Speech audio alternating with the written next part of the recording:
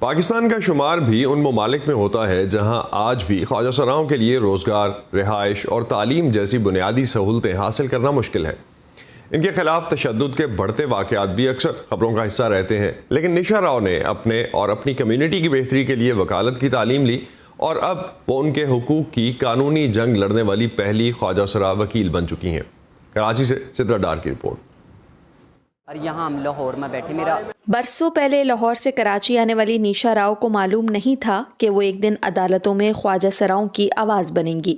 ان کی کامیابی کا سفر کئی ٹریفک سگنل سے ہوتا ہوا سٹی کورٹ تک پہنچا ہے۔ جب میں نے سوچا کہ میری یہ زندگی نہیں ہے، میری ڈگنیٹی داؤ پہ لگ گئی ہے، معاشرے میں مجھے کوئی رسپیکٹ نہیں ملے گی، کیوں نہ میں اپنی تعلیم کو دوبارہ سے شروع کروں۔ صبح میں سگنل 3 تلوار کراچی میں بھیک مانگنے جاتی تھی اور شام میں پرائیویٹ پڑھتی تھی۔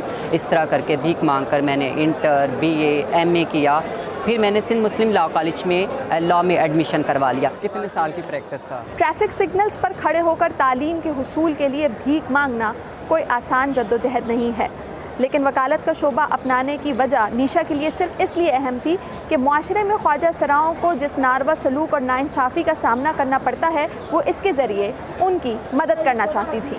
دوران تعلیم نیشا کو اپنی کمیونٹی سے مدد ملی تو کبھی تنقید، لیکن وہ یہ ٹھان چکی تھیں کہ انہیں اپنا کل بدلنے کے لیے آج سے کچھ کرنا ہے۔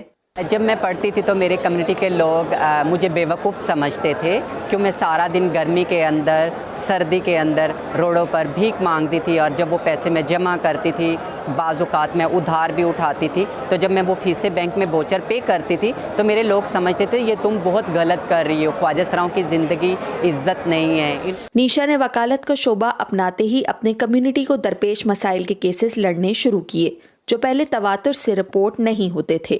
نیشا کہتی ہیں کہ دور بدل رہا ہے، لیکن معاشرے کا رویہ خواجہ سراؤں کے ساتھ آج بھی تضحیک آمیز ہے۔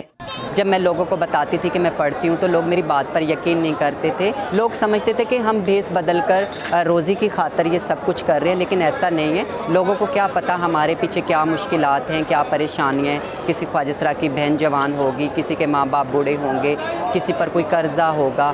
اس وقت نیشا راؤ پاکستان کی پہلی اور واحد ٹرانس وکیل ہیں، مگر انہیں امید ہے کہ ان کی مثال کمیونٹی کے اندر اور باہر ٹرانسجینڈر افراد کے بارے میں ایک نئی سوچ کو جنم دینے میں مدد دے گی۔